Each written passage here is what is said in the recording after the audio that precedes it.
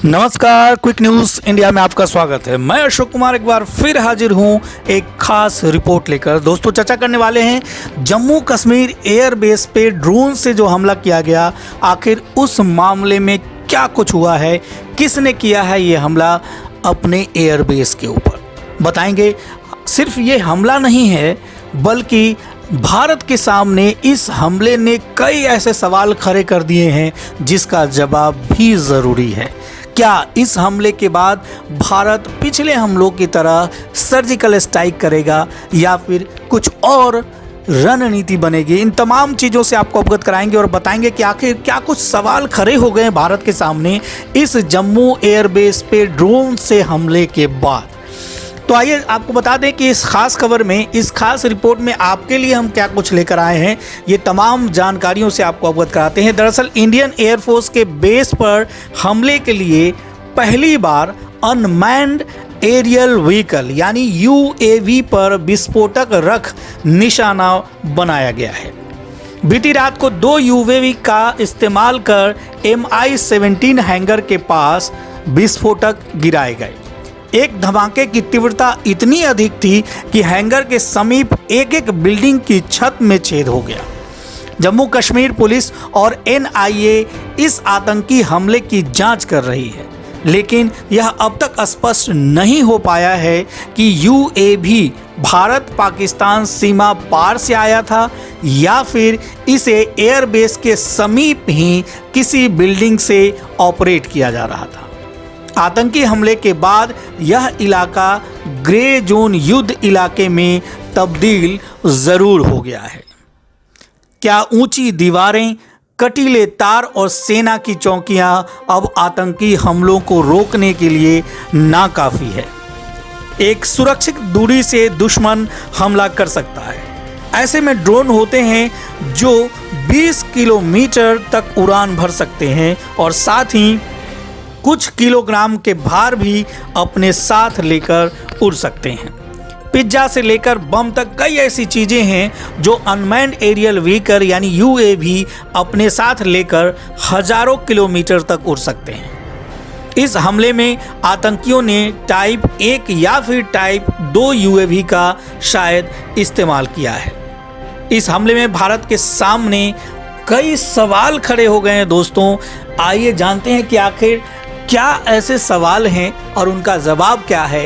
ये तमाम जानकारियों से हम आपको अवगत कराएंगे। दोस्तों, कोई भी न्यूज़ हो, देश की अपडेटेड न्यूज़ हम आप तक लेकर आते रहते हैं और कोशिश करते हैं कि बिल्कुल ताज़ी तरीन खबरें सटीक जो हों और सही समय पर आप तक पहुंचे।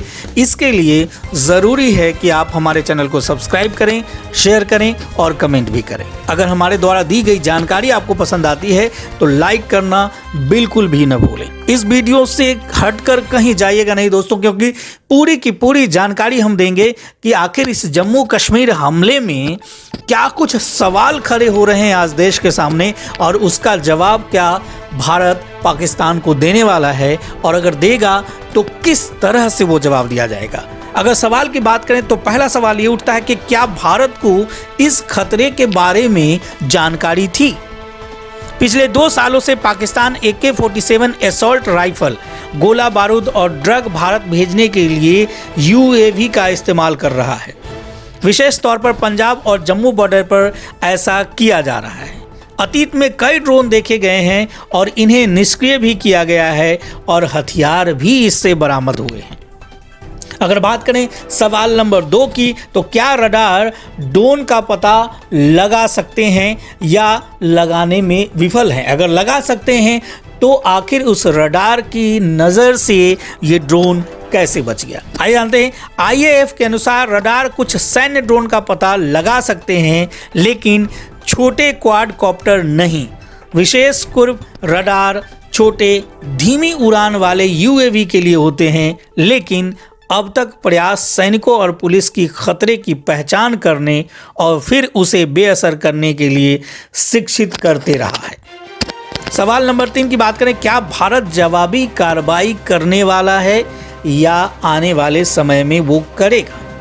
भारत ने सर्जिकल स्ट्राइक और बालाकोट हवाई हमले दोनों के दौरान निकटतम हमले के खतरे को बेअसर करने के लिए व्यापक कदम उठाए हैं। 26/11 मुंबई आतंकी हमले के बाद भारत ने जवाबी कार्रवाई नहीं की, लेकिन अदालत में सबूत पेश किए गए और पाकिस्तान से अपराधियों के खिलाफ कार्रवाई करने को भी कहा था। ये अलग बात है कि पाकिस्तान ने अभी उस पर कोई कार्रवाई नहीं की और हर बार गोल मटोल जवाब देकर बचता रहा है। अगला सवाल खड़ा होता है कि हम अपने साजे सामान को आखिर उनसे सुरक्षित कैसे रखें। सुरक्षा बलों के लिए यह कड़ी चुनौती है। फाइटर जेट ब्लास्ट पैन में रखे जा सकते हैं, लेकिन रडार और अन्य सामान हवाई हमलों के लिहाज से खतरे में ही रहते हैं। इसलिए खतरे को देखते हुए संवेदनशील एयरबेस के लिए स्पेशल रडार, लेजर और एंटी एयरक्राफ्ट गन की तैनाती करनी होगी। ऐसी बंदूकें आती हैं जो 1 मिनट में 4600 राउंड फायर कर सकती हैं, जिससे कि खतरे को निष्क्रिय किया जा सके। लेजर के जरिए टारगेट को हवा में ही मार गिराया जा सकता है। अगला सवाल दोस्तों खड़ा होता है कि क्या पाकिस्तान उकसा रहा है?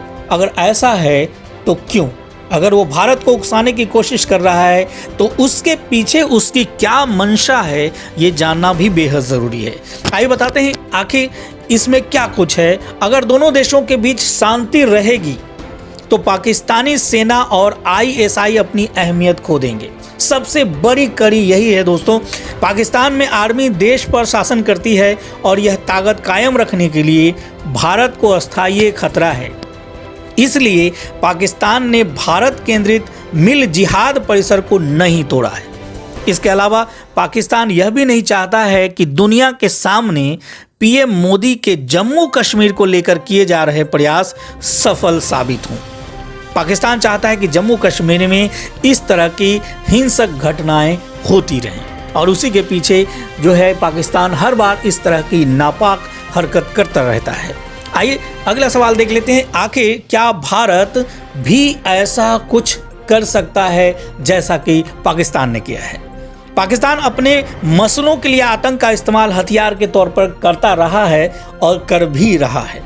भारत अपनी संपत्ति और इलाकों की सुरक्षा के लिए एहतियात बढ़ा सकता है, लेकिन भारत ने अब तक आतंकी हमलों को रोकने के लिए पुरी और पुलवामा जैसे हमलों के बाद करारे हमले भी किए हैं और हो सकता है कि आने वाले समय में भारत सख्त कार्रवाई करे और इस तरह के हमलों का मुंह तोड़ जवाब दे।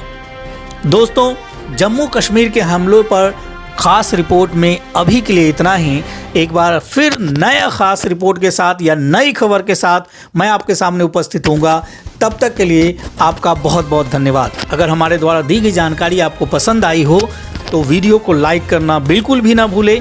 साथ ही साथ आपको न्यूज़ अपडेट रेगुलरली मिलता रहे, इसके लिए ज़रूरी है कि चैनल को सब्सक्राइब करें, शेयर करें और कमेंट भी करें। अगर आपके कुछ सुझाव हैं तो वो भी आप हमें लिखकर भेज सकते हैं। दोस्तों, हमारा अभियान खबर के साथ हो गया।